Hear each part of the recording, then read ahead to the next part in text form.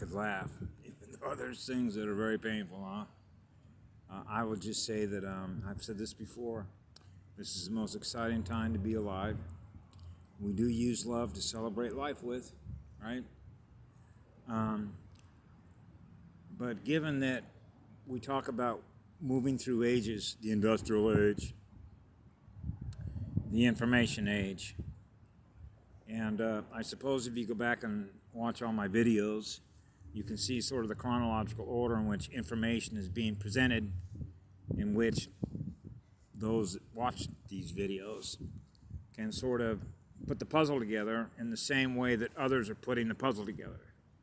Like Know Thy Enemy, Part 5, Eyes on History. So one of the things I believe is I remember that I put up, because I don't repeat the same lines of information exactly the same way twice. That's not how it works for me. And I explained why it works that way, because I'm not a Xerox machine, I'm not a robot. I'm not a cyborg, not an android. A soul runs this vehicle. So a soul knows better. Okay? Its own learning journey, or what you know. Gnosis, self-knowledge, source knowledge. Okay? So when you know that you are what love is, because that's what the light is in living spirit, and what living energies are, then you know the difference between what you are and what you are not. And you can explain that and measure that as frequency. So I had a beautiful conversation with another gentleman that I live in the gospel mission with, because him and I both acknowledge that a lot of the puppet strings, what we call attachments or communication attachments of things that are feeding on your energy, they're letting go of those channels, those ion channels of communication, okay, that they have a data stream with that represents a timeline of energy. So what that means is they're restoring their spiritual sovereignty, which means they're restoring their energy, which means they're restoring the amount of electrons that they're experiencing to raise their pH and break through a root chakra, blow through them all. As I think I may have mentioned, a couple of years, 2016, when it was like being plugged into what I experienced is like the transformer of source, okay? A heavy-duty substation, okay? An electrical transformer, okay? In which every centimeter of my entire flesh, from the tip of my bone on my toes all the way to the top of my head, I think as I explained it, felt like when it got to the back of my skull, I thought my skull cap was just gonna explode into a gazillion fragments, but it didn't. It's just energy. So in other words, all the meridians, all the circuits, okay, in which all that electron and all that light is just going bang, just went ballistic. Thought I was gonna take off. Okay, so what happens is now all the data that I experienced here was like running through my computer, where all the frames were going back in time and then all the way back in forward time, so that you realize this is why you reached this single point in time, was to experience that. You began to realize you wrote your own timeline. That's why future proves fast, Back to the Future. So when you have intuition as a child that you already know you're going to experience something in the future, that's your future higher mind saying, hey, don't worry about it. You're on the other side of this, which means coast. Enjoy yourself. So we did. So we're storytellers, okay? We love to tell stories because they go on forever, right? So there's a poet in us, there's a musician in us, a baseball player in us, a redwood tree in us. It's like there isn't any separation in what you communicate with or what you perceive through when you are imagining yourself or becoming what source is through which you can perceive everything that is living in spirit. The way in which they experience who they are, we experience who they are in spirit. that allows us to experience everything that is in the cosmos, that is out there to experience, to have fun with. Remember playmates? Remember when you were a child? Hey, you want to be my playmate? Let's go have some fun. So you love to be in a state of joy, and you love to be in a state of peace. So this is where the golden rule comes in, right? What I do to you, I do to me. Just like I explained in a conversation with a guy that I had, what was that, yesterday morning? Two of us were simply having a conversation about a gentleman who said, I really love, let's just put it this way, it's when somebody else realizes that you're in a state of peace. That's comforting for somebody else who is experiencing something that isn't in a state of peace to realize, whoa, there's peace in here.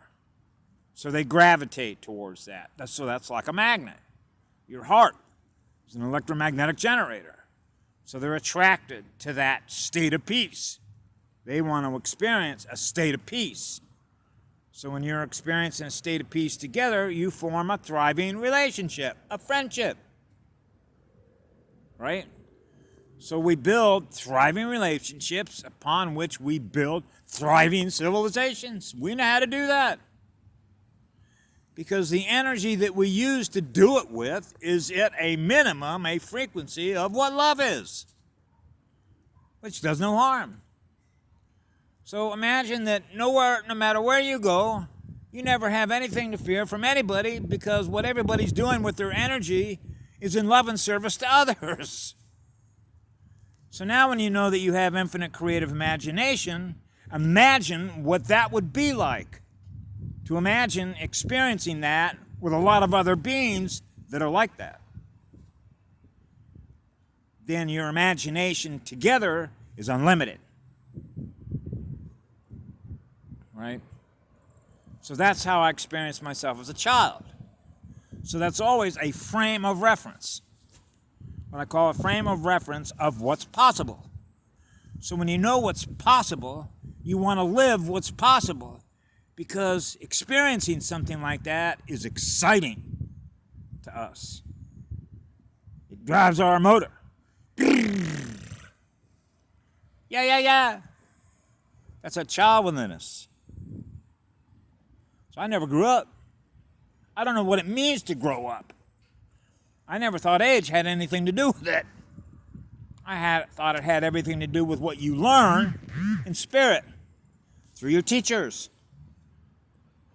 So I always gravitated to a goddess to be my teacher. Because I don't know of anybody that has more love through their heart than the first sound vibration I experienced in the womb from a spiritual mother. So that's why I've said many times, I feel like I'm a soul seed in the womb of a goddess, experiencing how much fun it is to be with her.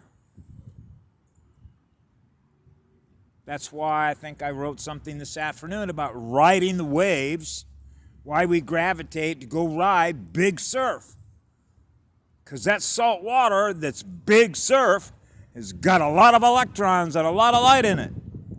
So we're riding the energy of the motions of those waves, just as we are in harmony with those waves. So your consciousness is locked in to that consciousness, riding the waves, baby. And that's what we love to do, ride the waves with a goddess. Right? Hey, now we're in alignment with something very powerful in spirit. And that raises our spirit to give thanks and give joy back to what she gives to us for free. She doesn't charge us for that. So when you put this through what I call the hopper or the blender of electrons and money and how all that works, I wrote a paper on that once, how it's actually right simple. Particularly when you realize they changed the clock to 7 seconds of darkness, there's always going to be a deficit. So it's always running a deficit based on the units of consciousness or the souls that are here. So when you're love and service to others, you're always giving away a mountain of electrons all the time. So they're never going to be able to give us back what we're worth because it's priceless. Peace is priceless because it's timeless. And if it's timeless, it means it's forever.